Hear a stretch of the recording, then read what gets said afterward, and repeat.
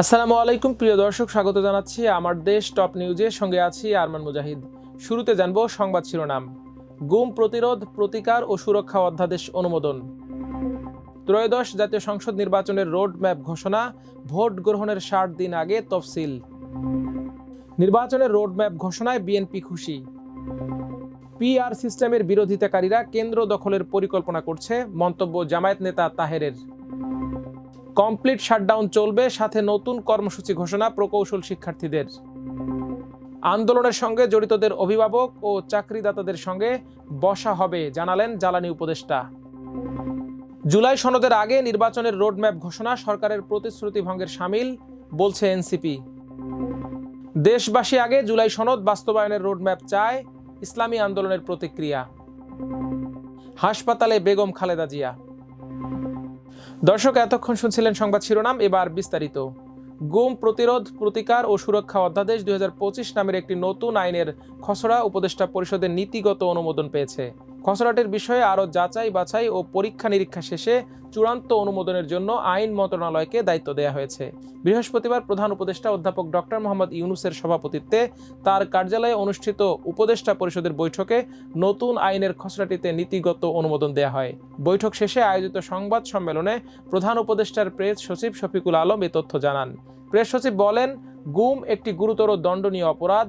এই অপরাধের সাথে জড়িতদের বিচারের জন্য সরকার একটি আইন করার উদ্যোগ নিয়েছে।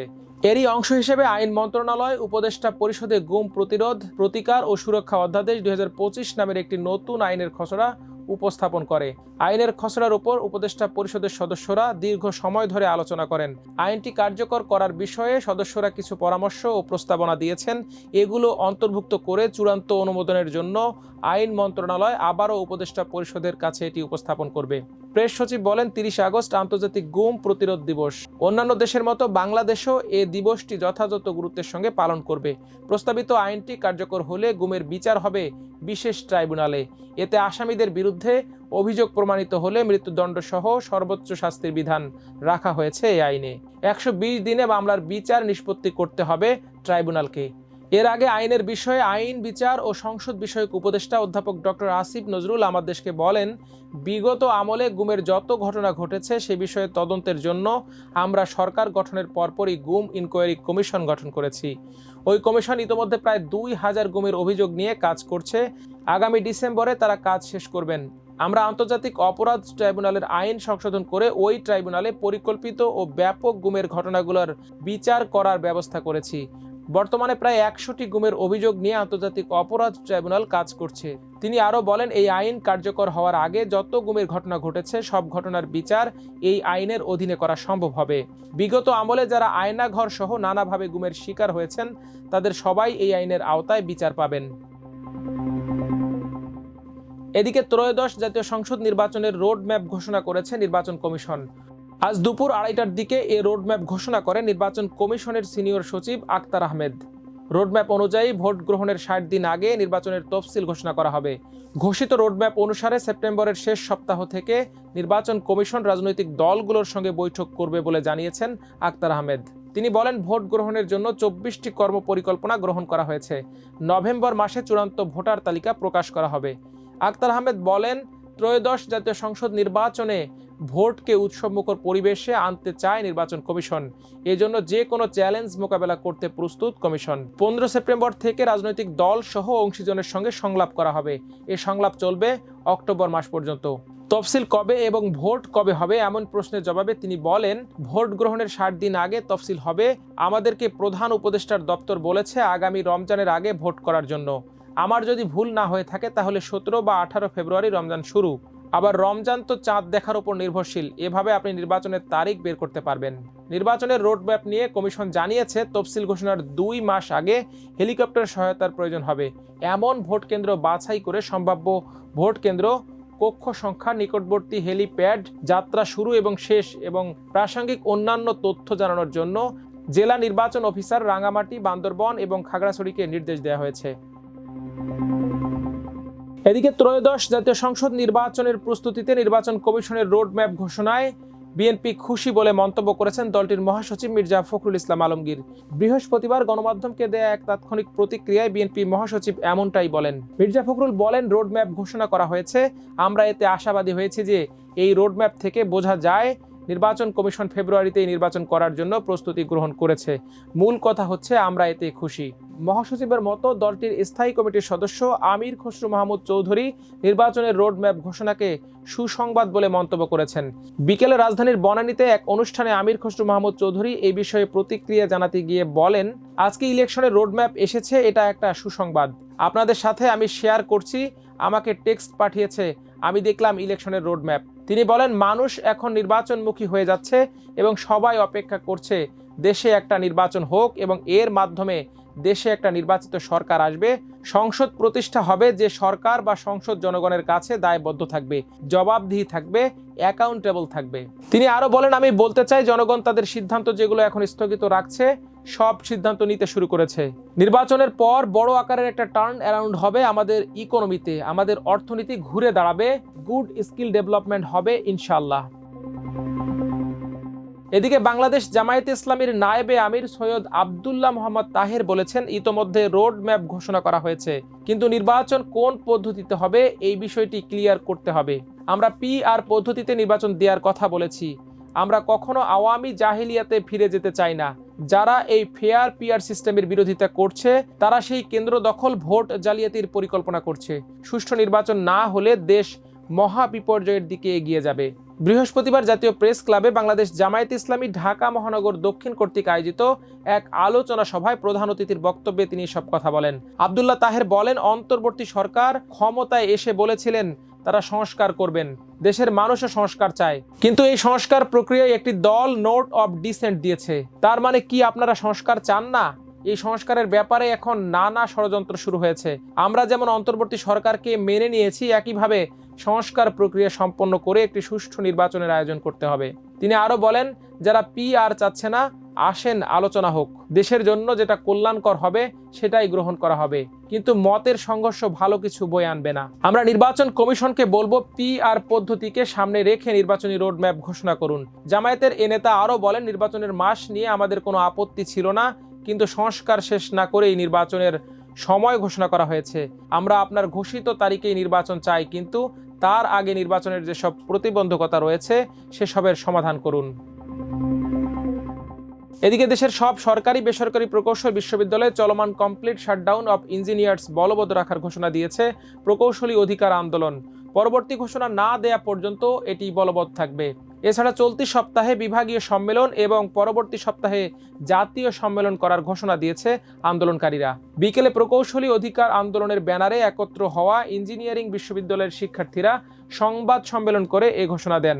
রাজধানীর ইনস্টিটিউট অব ইঞ্জিনিয়ার্সে আয়োজিত এক সংবাদ সম্মেলনে ভিডিও চিত্র প্রদর্শনীর মাধ্যমে ডিপ্লোমা ও BSc ইঞ্জিনিয়ারিং ডিগ্রিধারীদের মধ্যে বিদ্যমান পার্থক্য তুলে ধরা হয়। তাতে বলা হয়, অনেক ক্ষেত্রেই সরকারি চাকরিতে প্রবেশের ক্ষেত্রে পদগুলো শুধু ডিপ্লোমা ডিগ্রিধারীদের জন্য সংরক্ষণ করা হয়, সেখানে BSc ইঞ্জিনিয়ারদের জন্য কোনো সুযোগই দেয়া হয় না। এটি বন্ধ করতে হবে। এদিকে BSc ও ডিপ্লোমা ডিগ্রিধারী প্রকৌশলীদের আন্দোলনের পর সরকার বিষয়টিকে গুরুত্ব দিয়ে দেখছে, এজন্য নতুন আর কর্মসূচির প্রয়োজন নেই বলে মন্তব্য করেন জ্বালানি ও খনিজ সম্পদ মন্ত্রণালয়ের উপদেষ্টা মোহাম্মদ ফাউজুল কবির। আজ বৃহস্পতিবার বিকেলে সচিবালয়ে জনপ্রশাসন মন্ত্রণালয়ে ফাউজুল কবির খানের সভাপতিত্বে প্রকৌশল পেশায় BSc ও ডিপ্লোমা ডিগ্রিধারীদের পেশাগত দাবির যৌক্তিকতা পরীক্ষা নিরীক্ষামূলক সুপারিশ প্রণয়নে গঠিত কমিটির প্রথম সভা শেষে এসব কথা বলেন তিনি। উপদেষ্টা বলেন, যারা আন্দোলনের সঙ্গে জড়িত তাদের অভিভাবক ও চাকরিদাতাদের সঙ্গে বসা হবে। হঠাৎ করে 3 দফা বা 7 দফা বা তার খণ্ডিত অংশ মেনে নেয়ার ঘোষণা দেয়া যায় না, তাই আলোচনা করে সিদ্ধান্ত নেওয়া হচ্ছে। উপদেষ্টা আরো বলেন, কমিটি ও যারা আন্দোলন করছে কিংবা দাবি জানাচ্ছেন তাদের সঙ্গে বসবো। এই বিষয়ে 3টি গ্রুপের সঙ্গে আলোচনা করা হবে, যারা আন্দোলন করছেন এবং অভিভাবক এবং বিশ্ববিদ্যালয়ের উপাচার্য ও কারিগরি শিক্ষা বোর্ডের চেয়ারম্যানরা। আর একটা হচ্ছে প্র্যাকটিক্যাল লেভেলে কি হচ্ছে, কেন এ সমস্যা হচ্ছে, এটা বোঝার জন্য সবচেয়ে বেশি যারা প্রকৌশলী নিয়োগ দেন PWD, LGED, PDB তাদের সঙ্গে আমরা বসবো। তাদের সঙ্গে যে শুধু ওয়ার্কিং গ্রুপ বসবে তা নয়, আমরাও বসবো। ফাউজুল কবির খান আরো বলেন, আমরা জানাতে চাই আমরা নিরপেক্ষতার সঙ্গে কারো পক্ষপাতিত্ব না করে এ সমস্যার একটা ন্যায্য সমাধান করার চেষ্টা করব। এদিকে জুলাই সনদ চূড়ান্ত হওয়ার আগে নির্বাচনী রোড ম্যাপ ঘোষণা সরকারের প্রতিশ্রুতি ভঙ্গের শামিল বলে অভিযোগ করেছে জাতীয় নাগরিক পার্টি এনসিপির নেতারা। সন্ধ্যায় এক সংবাদ সম্মেলনে কথা জানান তারা। সংবাদ সম্মেলনে লিখিত বক্তব্যে বলা হয়, জুলাই গণ অভ্যুত্থানে হাজারো শহীদের আত্মত্যাগের বিনিময়ে দায়িত্বপ্রাপ্ত অন্তর্বর্তীকালীন সরকারের কাছে জনগণের প্রত্যাশা ছিল বিচার ও সংস্কার। যদিও জুলাই সনদের খসড়ায় সনদ বাস্তবায়নের প্রক্রিয়া সম্পর্কে পরিষ্কার কোনো রোডম্যাপ না থাকা আমাদের হতাশ করেছে। আরও বলা হয়, জুলাই সনদ বাস্তবায়নের 6টি উপায় নিয়ে ঐকমত্য কমিশনের মতামত পাওয়া গেছে, যার মধ্যে আমরা গণপরিষদ নির্বাচনের দাবি জানিয়েছি। অন্যান্য দলের প্রস্তাবে গণভোট ও সংবিধান সংস্কার সভাসহ বিভিন্ন প্রস্তাবনা রয়েছে। কোন প্রক্রিয়ায় বাস্তবায়ন করা হবে তার সাথে নির্বাচনী প্রস্তুতির সম্পর্ক রয়েছে। এই আলোচনা চলাকালেই মাননীয় প্রধান উপদেষ্টার একপাক্ষিকভাবে নির্বাচনের সময় ঘোষণা আমাদের হতবাক করলেও বৃহত্তর স্বার্থে আমরা তা মেনে নিয়েছিলাম। প্রধান উপদেষ্টার পক্ষ থেকে ঘোষণা দেওয়া হয়েছিল 2026 সালের পবিত্র রমজান মাস শুরু হওয়ার আগের সপ্তাহে নির্বাচন আয়োজন করা যেতে পারে। সেক্ষেত্রে সেই সময়ের মধ্যে সংস্কার ও বিচারের বিষয়ে পর্যাপ্ত অগ্রগতি অর্জন করা প্রয়োজন হবে। এনসিপির নেতারা বলেন, আমরা আশা করেছিলাম এর নির্বাচনী রোডম্যাপ প্রকাশের পূর্বেই সরকার সংস্কার বিষয়ক পর্যাপ্ত অগ্রগতি অর্জনের রোডম্যাপ প্রকাশ করবে, কিন্তু আমরা হতাশার সাথে লক্ষ্য করছি অজানা কারণে ঐকমত্য কমিশনের পরবর্তী দফার বৈঠক পেছানো হয়েছে এবং এখনো জুলাই সনদের আইনি ভিত্তি দেওয়ার উপায় নির্ধারণ হয়নি। জুলাই সনদ বাস্তবায়ন না করে এবং জুলাই সনদ বাস্তবায়নের প্রক্রিয়া নিয়ে কোনো সিদ্ধান্তে উপনীত না হয়ে নির্বাচনের রোডম্যাপ ঘোষণা ঐকমত্য কমিশন এবং অন্তর্বর্তী সরকারের প্রতিশ্রুতি ভঙ্গের শামিল। এদিকে পুরনো বন্দোবস্তে নির্বাচনী কর্ম পরিকল্পনার আগে দেশবাসী সংস্কার ও জুলাই সনদ বাস্তবায়নের রোডম্যাপ চায় বলে মন্তব্য করেছেন ইসলামী আন্দোলন বাংলাদেশের যুগ্ম মহাসচিব ও দলটির মুখপাত্র মাওলানা গাজী আতাউর রহমান। বৃহস্পতিবার নির্বাচন কমিশন কর্তৃক রোডম্যাপ ঘোষণার প্রতিক্রিয়ায় তিনি বলেন, আধুনিক রাষ্ট্রে নির্বাচন গুরুত্বপূর্ণ, আমরাও নির্বাচনের জন্য মুখিয়ে আছি, কিন্তু আজকের বাংলাদেশে একটি রক্তস্নাত বিশেষ পরিস্থিতি বিরাজ করছে। 2024-এর জুলাইয়ে ছাত্র জনতার রক্ত এবং জীবন উৎসর্গ করেছে 54 বছরের জঞ্জাল দূর করার জন্য, দেশ থেকে স্বৈরতন্ত্র স্থায়ী মুক্তির জন্য। সেই বিষয়ে কোনো রোডম্যাপ না দিয়ে পুরনো বন্দোবস্তের নির্বাচনী রোডম্যাপ জুলাইকে অস্বীকার করার নামান্তর। তিনি বলেন, জাতি সংবিধান, রাজনৈতিক সংস্কৃতি সহ সামগ্রিক সংস্কারের জন্য অধীর অপেক্ষা করছে। সংস্কারের জন্য নানা কার্যক্রম হয়েছে, কিন্তু দুঃখজনক বাস্তবতা হলো সংস্কারের সকল চেষ্টাই এখন কাগুজে দলিলে পরিণত হয়েছে। মৌলিক সংস্কারের সামান্যতম বাস্তবায়ন হয় নাই। তাই অন্য যে কোনো রোডম্যাপের আগে জুলাই সনদ বাস্তবায়নের রোডম্যাপ দিতে হবে। এদিকে স্বাস্থ্য পরীক্ষার জন্য বিএনপি চেয়ারপারসন বেগম খালেদা জিয়াকে হাসপাতালে নেওয়া হয়েছে। পরীক্ষা নিরীক্ষা শেষে রাতেই তার বাসায় ফেরার কথা রয়েছে। আজ রাত 7:45-টার দিকে গুলশানের বাসভবন ফিরোজা থেকে খালেদা জিয়াকে বহনকারী গাড়ি হাসপাতালের উদ্দেশ্যে রওনা হয়। পরে রাত 8:30টায় তিনি এভার কেয়ার হাসপাতালে পৌঁছান। বিষয়টি গণমাধ্যমকে নিশ্চিত করেছেন বিএনপি চেয়ারপারসনের প্রেস উইংয়ের সদস্য শামসুদ্দিন দিদার। তিনি বলেন, ম্যাডামকে স্বাস্থ্য পরীক্ষার জন্য বসুন্ধরা এভার কেয়ার হাসপাতালে নেওয়া হয়েছে। রাত 8:30টার দিকে তার গাড়িবহর হাসপাতালে এসে পৌঁছায়।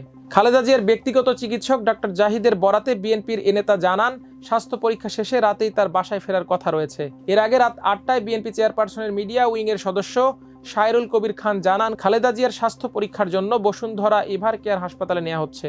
বিএনপি চেয়ারপারসনের গাড়িবহর হাসপাতালে রওনা হওয়ার আগে তার বাসভবন ফিরোজায় গিয়েছিলেন দলের মহাসচিব মির্জা ফখরুল ইসলাম আলমগীর। এ সময় দলের অন্যান্য নেতাকর্মীরাও উপস্থিত ছিলেন। দর্শক, আজ এ পর্যন্তই। সবাই ভালো থাকুন, সুস্থ থাকুন, থাকুন আমার দেশের সঙ্গে। আল্লাহ হাফেজ।